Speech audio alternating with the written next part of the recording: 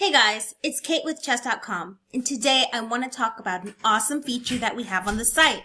So, you can follow any player that you want. It can be a friend, it can be a titled player, all by using the following option.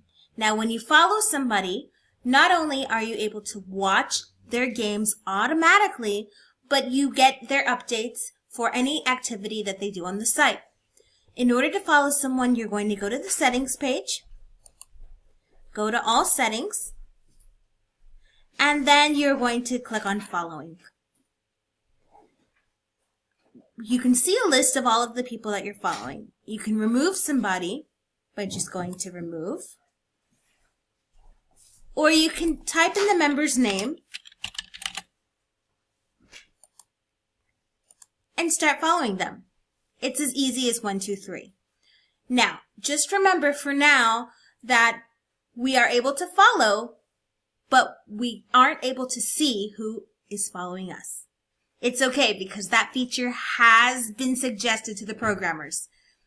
So, once again, here you go for following your friends or your favorite titled player. Have a great day!